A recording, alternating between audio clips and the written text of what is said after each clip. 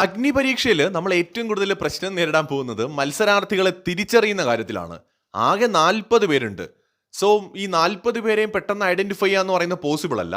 So big boss ആദ്യത്തെ എപ്പിസോഡിൽ ചെയ്ത കാര്യം എന്താണെന്ന് വെച്ച് കഴിഞ്ഞാൽ 20 പേരെയാണ് നമുക്ക് പരിചയപ്പെടുത്തി തന്നിരിക്കുന്നത്.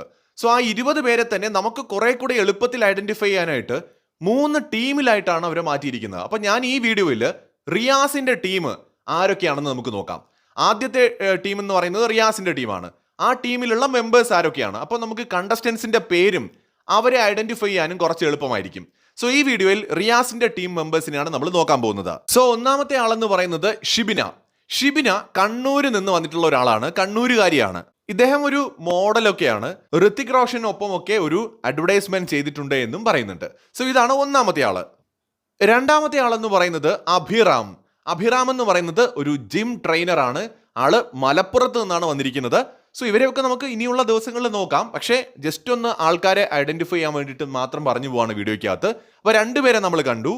മൂന്നാമത്തെ ആളാണ് അനഘ ചന്ദ്രൻ, തൃശ്ശൂരിൽ നിന്ന് വരുന്നു. ആളൊരു RJ ആണ്, മാതൃഭൂമി ക്ലബ് എഫ്എമ്മിന്റെ RJ ആയിട്ടാണ് വർക്ക് ചെയ്യുന്നത്. അടുത്ത ആളെന്ന് പറയുന്നത് റഷ പാലത്തിങ്കൽ ബേസിക്കലി മലപ്പുറത്ത് ഉള്ള ഒരാളാണ്.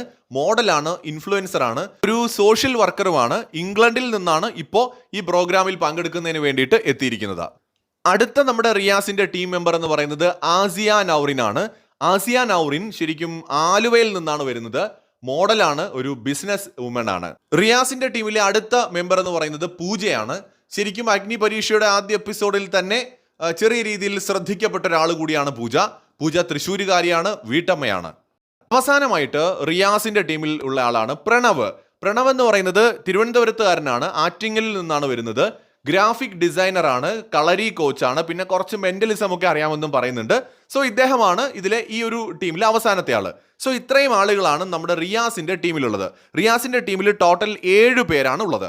ഒന്നുകൂടി ഞാൻ ജസ്റ്റ് പേരൊന്ന് പറയാം.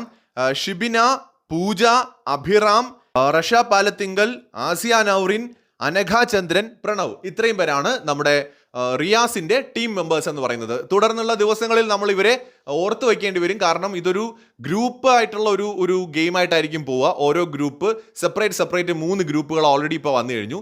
സോ അതുകൊണ്ട് തന്നെ നമ്മൾ ഇവരെ ഓർത്ത് വയ്ക്കാൻ ഇതായിരിക്കും ഒരു ഈസി വേ എന്ന് പറയുന്നത്. കൂടുതൽ അപ്ഡേറ്റ്സുമായി വീണ്ടും കാണാം.